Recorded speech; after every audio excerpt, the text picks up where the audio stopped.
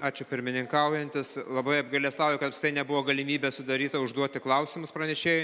Mes kreipėmės į Seimo pirmininką ne tuo, kad sužinotume chronologiją, kas kokį žingsnį po ko darė. Buvo lūkestis paprastas sužinoti, kas buvo atsakyta Venecijos komisijai.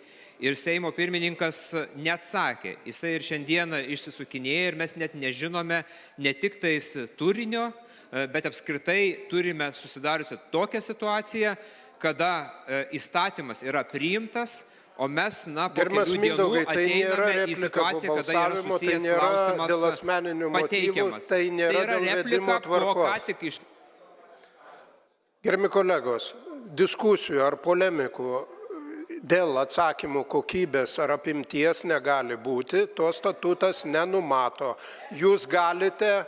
Replika gali būti po balsavimo. Čia nebuvo balsavimo ir diskusija ir vertinimas nuo šoninio mikrofono neatliekamas.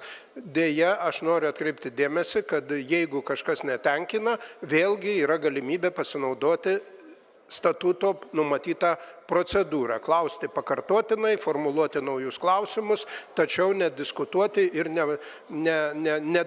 nedaryti diskusijos nuo šoninio mikrofono. Dėl vedimo tvarkos ar kitais statute numatytais atvejais nuo šoninio mikrofono Simonas Kairys.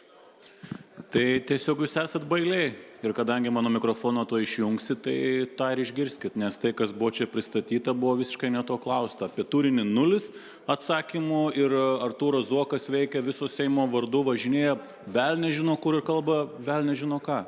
Ačiū. Jūsų nuomonė išsakyta.